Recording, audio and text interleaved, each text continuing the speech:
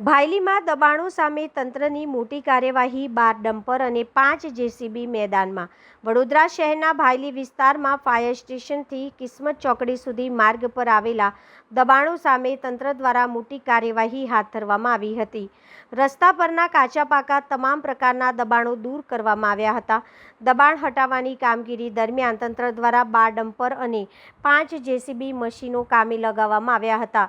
Police અને fire વિભાગના બંદોબસ્ત વચ્ચે માર્ગ પર આવેલા નડતરરૂપ બાંધકામો અને અન્ય દબાણો હટાવવાની કામગીરી કરવામાં આવી હતી.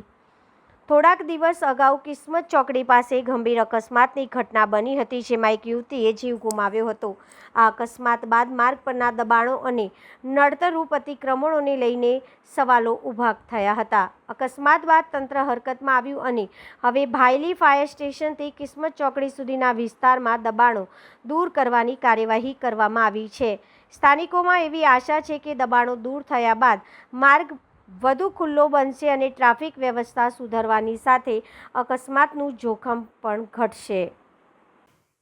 પશ્ચિમ ઝોન વહીવટી વોર્ડ નંબર 10માં વાસણા ભાયલી રોડ પર જે ફાયર સ્ટેશન છે ત્યાંથી લઈને કિસ્મત ચોકડીથી સંસારમાં 4 રસ્તા અને કિસ્મત ચોકડીથી બંને સાઈડના જે ઇન્ટરનલ રોડ લાઇન છે 18 મીટરની, એમાં જે હંગામી દબાણો અને જે ઉપલા શેડના પણ દબાણો છે એ દૂર કરવાની કાર્યવાહી હાથ ધરવામાં આવી છે.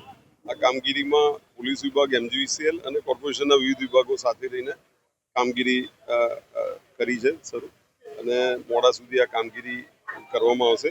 ટ્રાફિક અને પાર્કિંગની રીતે ખૂબ જ અગત્યની પણ આ કામગીરી છે, અને આ કામગીરીમાં દબાણ શાખાની 4 ટીમો રાખવામાં આવી છે. કોમર્શિયલ ડિપાર્ટમેન્ટની પણ ટીમ રાખવામાં આવી છે. તદુપરાંત 5 જેસીબી અને 12 જેટલી ટ્રકો આમાં કામગીરીમાં રાખવામાં આવી છે.